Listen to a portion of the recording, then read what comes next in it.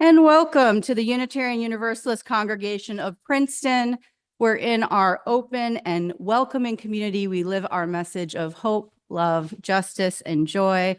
Whether you're joining us online or in Channing Hall this morning, we are glad that you are here. And we extend a special welcome to our visitors. We invite you to stop by our welcome table after the service if you haven't already done so. It's out in Robinson Lounge, so we can answer your questions and get to know you a little bit more. Again, welcome. It is good to be together.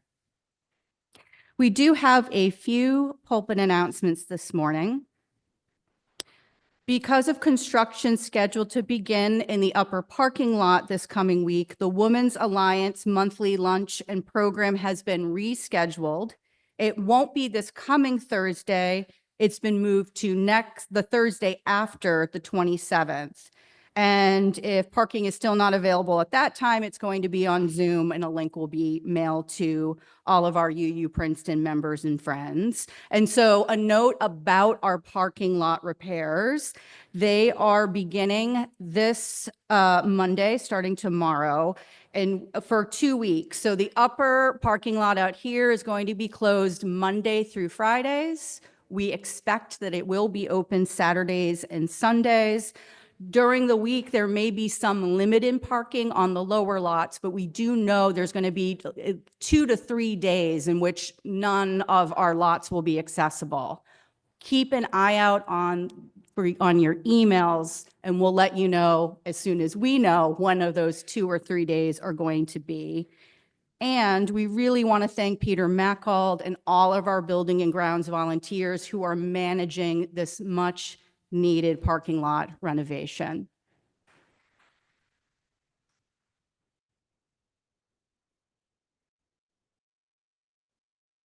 Today and next Sunday are drop-off days for the items you signed up to provide for the UU Faith Action post-abortion care kit project that is being organized by our Women's Alliance.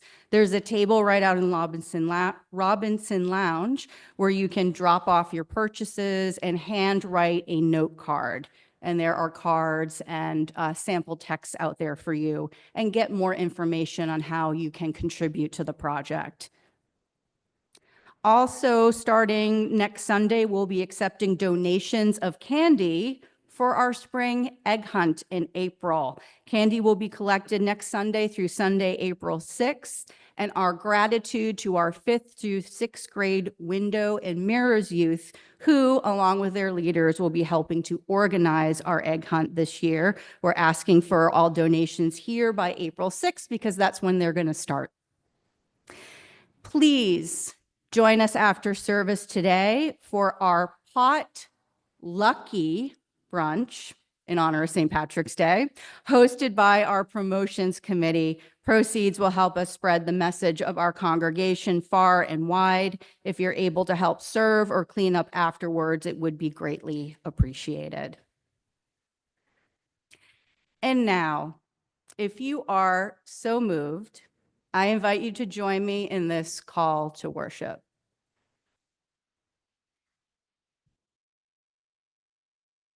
It's a beautiful day in the neighborhood, a beautiful day for a neighbor. Would you be mine? Could you be mine? It's a neighborly day in this beauty wood, a neighborly day for a beauty. Would you be mine? Could you be mine? I have always wanted to have a neighbor just like you. I've always wanted to live in a neighborhood with you, so let's make the most of this beautiful day. That was faster than I expected. Do you be mine? Could you be mine? Won't you be my neighbor? You please, won't you please, please won't you be my neighbor? Hello, neighbors. Come, let us worship together.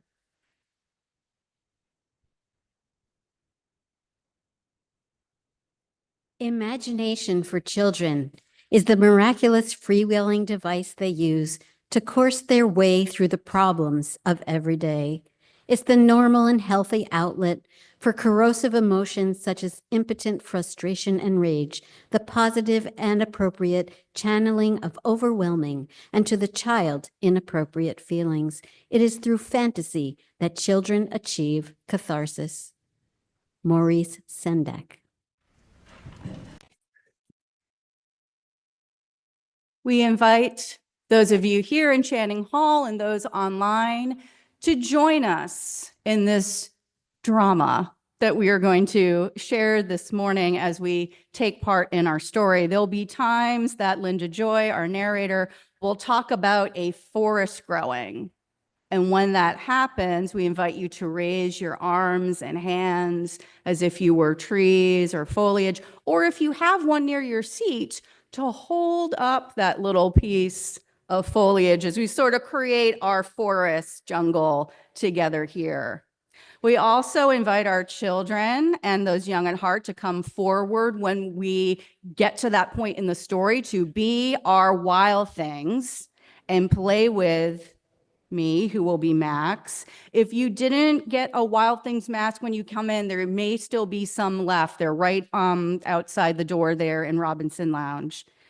And if we don't have one for everyone, you also can just come up and make your best monster faces and then join us from there with your best monster faces. I also hope you'll get very excited because there's going to be a chance to dance to some spirited music that Sue and Sam have co-created for us. You can boogie down in the aisles or seated. And if you aren't a dancer, maybe you'll consider tapping your toes a little bit to take part with it or clapping your hands. And now, let us begin.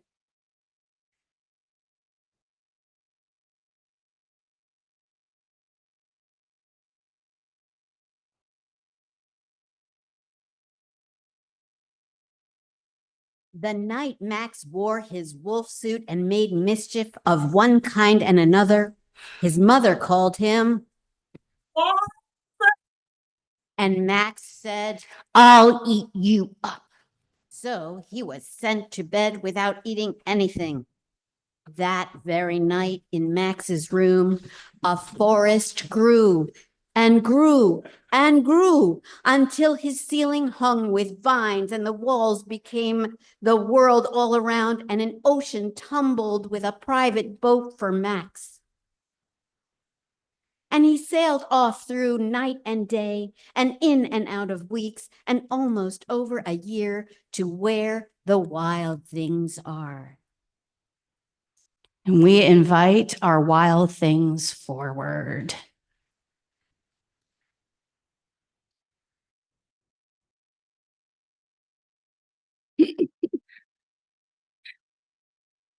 And when he came to the place where the wild things are, they roared their terrible roars. Can we roar our terrible roars? Rah! And then gnashed their terrible teeth. Can you gnash? And they rolled their terrible eyes and showed their terrible claws. Terrible claws. Yes. Good work. And so the wild things roared and gnashed and rolled till Max said, "Be still." and Max tamed them with the magic trick of staring into all their yellow eyes without blinking once, and they were frightened and called him the most wild thing of all and made him king of all wild things. You are the king of all wild things.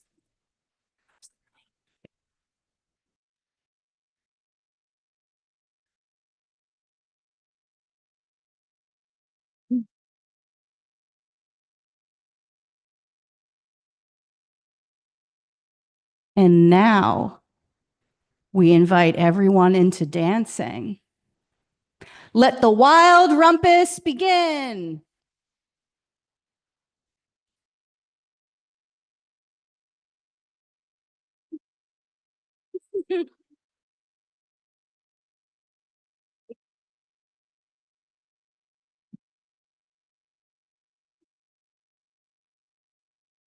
Okay. Thanks, start closing it down. Now stop. Max sent the wild things off to bed without their supper. And Max, the king of all wild things, May return to your seats. was lonely and wanted to be where someone loved him best of all. We invite our wild things of all ages now to return to their seats as we continue the service, and we will finish our story a bit later in worship together.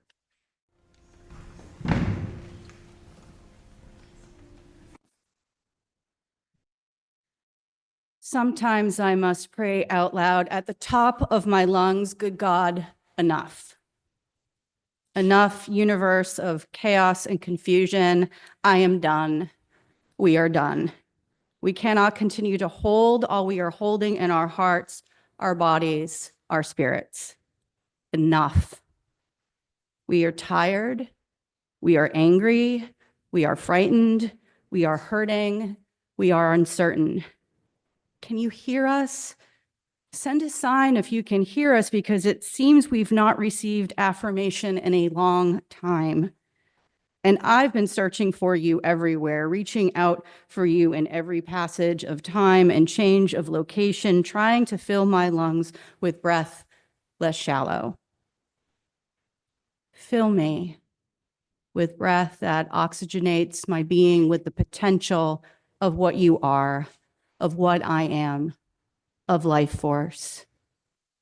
Instead, I choke, am left sputtering, abandoned in this reality of without life force.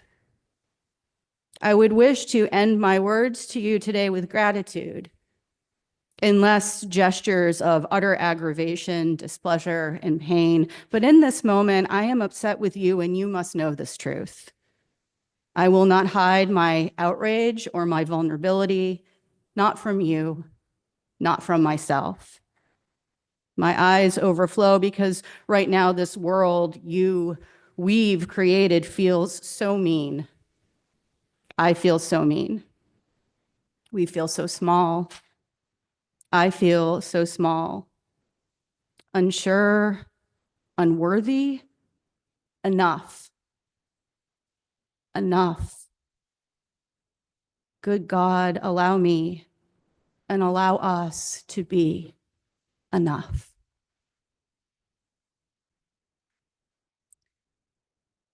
And now into this space, we offer the prayers and meditations of our hearts.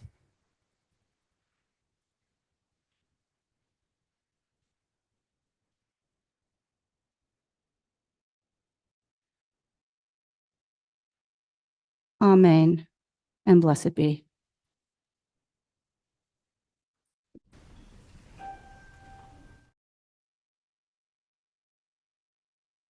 See, just the mic here.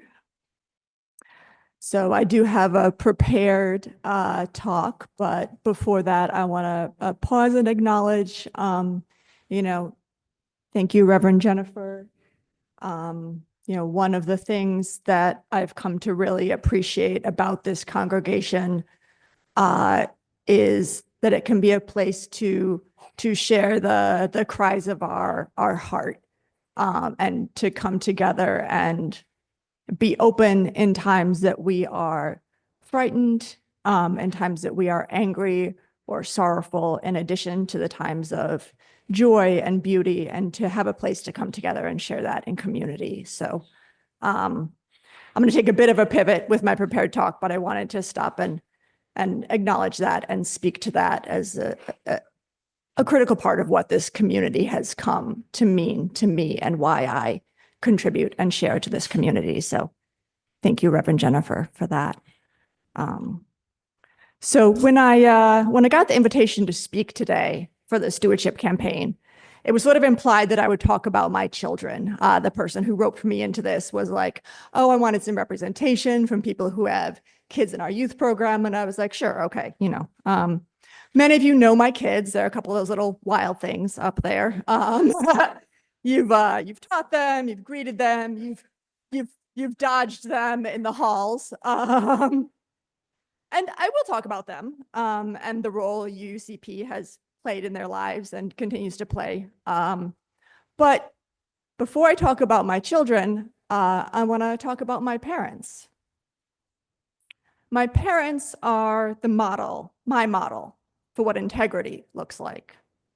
Scrupulously fair and honest, true. But above all, they put their time and their money where their mouth is. From them, I learned to care for our earth, exploring nature and cultivating daily habits that conserved our resources. Sorry, kids, you can't fill the bathtub the whole way. It's how I was raised, and we're sticking to it. He's upset. He complains regularly about this. I learned to care for our neighbors, visit the elderly, feed the hungry, invite the lonely. I learned to pay attention to the choices of our leaders and to use my time and voice to push them towards right actions. For my parents, all this is how they follow the words of Jesus. And many of those values still move my hands today. I was hungry and you gave me food. I was thirsty and you gave me something to drink. I was alone and away from home and you invited me into your house. I was without clothes, and you gave me something to wear. I was sick, and you cared for me. I was in prison, and you visited me. Individual actions are important, but every religious tradition also has means of collective action, ways of reaching where our hands can't go. And perhaps the most powerful way of doing that is with money. We were not rich growing up. In fact, for most of my childhood, we were officially poor. But my parents faithfully gave their full tithe every month without fail. For those who don't know, a tithe is a concept in Christianity adopted from Judaism, that 10% of one's income be devoted to the holy. 10%. That's a lot. As a kid, I naturally calculated what that would have bought me. More toys. Cooler clothes, probably, if I had known how to pick them. Vacations where we went on an airplane and came back with ski tags. But as I grew up, I paid more attention to what that money did buy. Food for hungry neighbors, school fees for girls in countries overseas, a well for a village, so the children and women didn't have to spend all day, every day, hauling water. And a place to gather in community, so that when my father was very sick and I was far away, the church showed up. They brought food, they mowed grass, they lifted my dad into the car so he could get to the doctor. When the offering is gathered at UUCP, who's ever announcing it says the usual spiel, including the words, half goes to support our work at UUCP and half to our community and social justice partners. Did I get that right, Reverend Jennifer? All right. I may not give the way my parents do. Not everyone can be a saint. But with our annual pledge to UUCP, I know that at least to some extent, I'm putting my money where my mouth is. We're giving to vetted, impactful organizations, homes for refugees, support for queer youth, advocacy for environmental justice, and many more. You can look up the sponsored organizations if you're curious, and even nominate a worthy group for consideration. We're also sustaining a space and a community that has welcomed and nurtured our family, where our children are loved and valued and learn to love and value others. I invite you to join us. After all, if the Baptists can do it,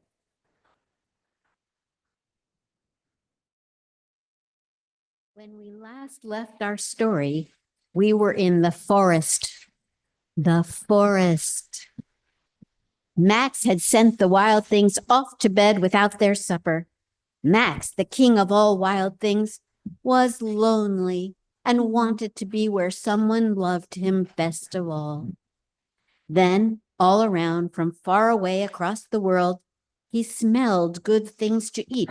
So he gave up being king of where the wild things are. The wild things cried. I invite all of us to pretend we are the wild things and repeat after me. Oh, please don't go. Please don't go. We will eat you up. We love you so. And Max said, No. the wild things roared their terrible roars and gnashed their terrible teeth and rolled their terrible eyes and showed their terrible claws. But Max stepped into his private boat and waved goodbye and sailed back over a year and in and out of weeks and through a day and into the night of his own room, where he found supper waiting for him. And it was still hot. The end.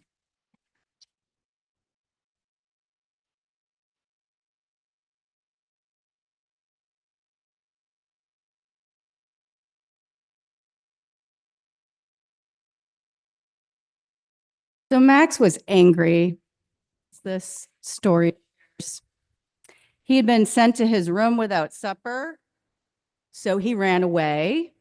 He boarded a boat, sailed to an entirely different land, and met large, wild, ferocious-looking creatures. These monsters, the wild things, realized with one glance that Max was even wilder than they were and made Max their king. With the crown on his head and scepter in hand, Max shouted, "Let the wild rumpus begin," and he and the monsters danced, and soon Max found himself lonely and returned home to his bedroom to find that his mother, who loved him best of all, had supper waiting for him. Max's adventure in Where the Wild Things Are, first published in 1963, written and illustrated by Maurice Sendak, is a favorite of mine. And the plot seems simple. There's a young boy dressed in a wolf's costume, way out of hand at home, probably driving his parent to wit's end. The book's illustrations show that mom finds Max running around the house, poking the dog with a fork. Poor dog. And Max is put in a timeout. Alone in his room, the complexities sparked by his imagination begin, and he wrestles with the emotions present to him. Perhaps anger because he was in trouble, perhaps frustration because he's now stuck in his room, maybe sadness or shame as he begins to realize he hurt his dog. Feelings that for him are wild, out of control monsters. But in the course of his internal adventure, Max realizes he can manage those emotions. And by the end of the story, he is no longer afraid of what were big and confusing feelings. And through it all, Max's mother remains a nurturing presence downstairs, allowing her child to explore with the knowledge that her loving care would never be far away. I can imagine this is probably not the first time out, and therefore the first understanding that parent remains waiting. Max could be boisterous, angry, headstrong, and he'd be expected to learn how to negotiate those emotions in healthy ways. But as he was learning, he would also be loved. Max's story can teach us that when we are loved, we can wrestle with what seems bigger and wilder than we are. With support, we can stretch our minds, hearts, and spirits. We can consider more deeply why we are feeling hurt or what we are supposed to be doing in a given situation. Max's parent provided their child, perhaps not even fully knowing it, a first foundation of strength in which to meet life's difficulties.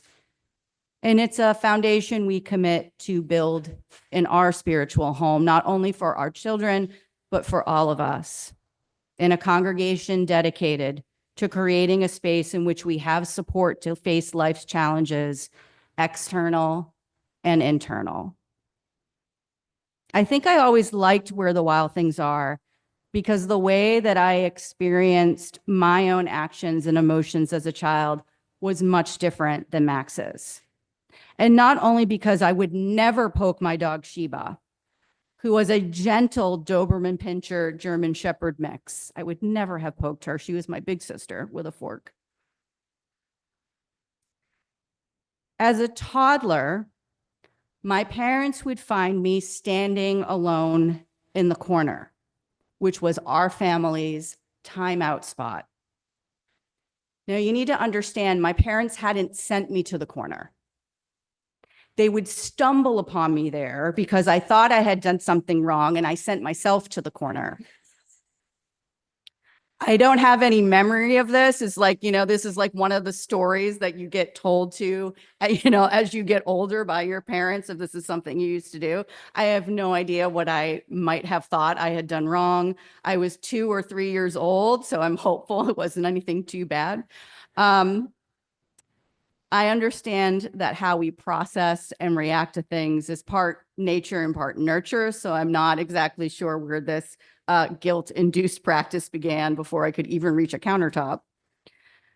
What I do understand more now is that at that time in the lives of my parents, they were not able to process heightened emotions very well themselves. And I understand now that I'm an adult, there were traumatic experiences in my parents' own childhoods that shaped the way they functioned in the world. And as an older child and a teen, I learned that when upset or angry or sad or frightened, I didn't find a great deal of comfort or stability around emotions from the grown-ups in my life. I can remember rushing to my bedroom in tears and no one coming after me to find out what was wrong. I can remember when I was younger being sent to my room until I could put on a smiley face. This might be familiar to those of us that were raised in the I'll give you something to cry about generation or generations. Like Max, I had a pretty vivid imagination. I had rooms full of imaginary friends. They held my secrets, they laughed with me, and wiped away my tears. Perhaps after thinking I had done or had thought or felt something wrong, that invented support system was what I was looking for in the corner. And I wonder if we each, in our own way, have corners. When life gets overwhelming or things get bleak, do we not all the time, but sometimes feel like we have ended up at a dead end, a blank wall, a place where 2 points meet into nothingness? What I understand to be a key purpose of spiritual community is that we can hold up for one another the possibility of another place. When we gather with like-hearted people, and something in those gatherings remind us that we are greater than the sum of our parts, we might find supportive presence does not exist solely in our own individual imaginations. We don't need to wipe our own tears or hold our own secrets unless that is what we choose or need at that moment. We can't solve one another's problems or fully resolve one another's pain, but we can accompany one another through crisis. and hurt. Presbyterian minister, the Reverend Fred Rogers, known to many of us as Mr. Rogers, welcomed millions of children and families over the decades to his televised neighborhood. In 1962, the Pittsburgh Presbytery ordained him with a charge to continue the work he'd begun in television years earlier, ministering with children and families through media. He never served in what we would think of a traditional role of pastor, but through television, he brought to many, including many of us, I would think, in this room, a simple message of affirmation and acceptance. Mr. Rogers' legacy was the way he talked honestly with children about difficult things. The world is not always a kind place, he said. That's something all children learn for themselves, whether we want them to or not. But it's something they really need our help to understand.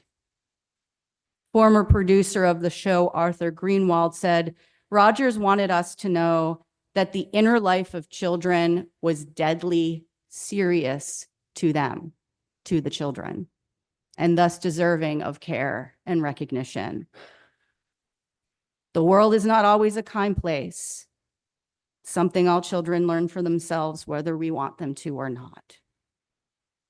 Rogers taught, in scary times of crisis, young children need to feel secure.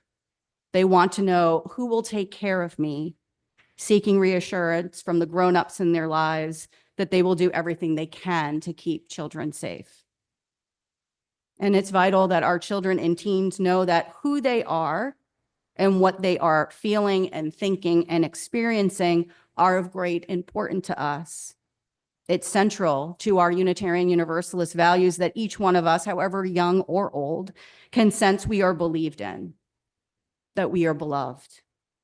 And it is in this community that, not in spite of, but because of the vastness of our journeys, the peaks and the valleys, we belong.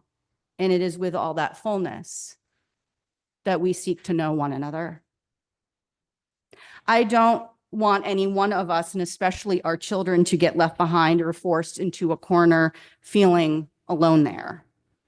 Every one of us, parent of a child or not, as participants in our congregation, are responsible for the development of their inquisitive and open minds, their small and helping hands, and their precious, loving hearts. As we gathered together this morning, we understand that there are those in our society in positions of great influence, actively destroying structures that keep children, teens, and adults safe. And as adults, many of us also want to know who will take care of me.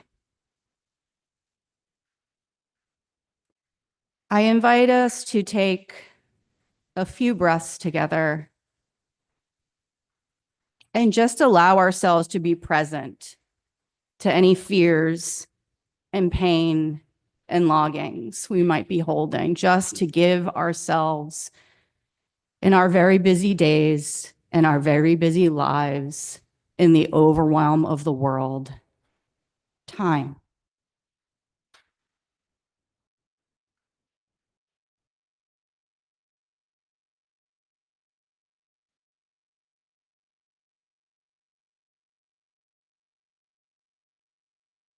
And I invite you to take a breath in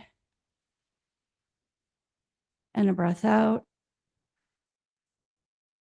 And one more breath in and out.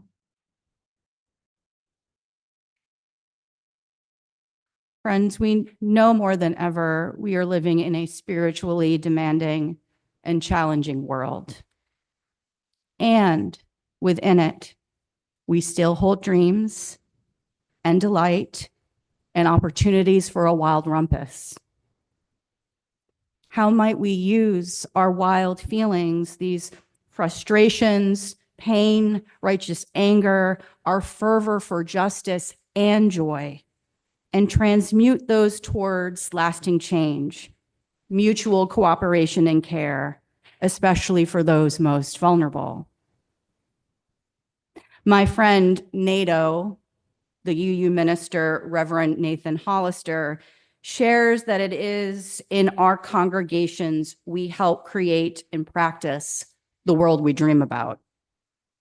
He says the community we want to exist out there, we start by practicing what it is to be a fair, democratic, sustainable, and just community here amongst one another.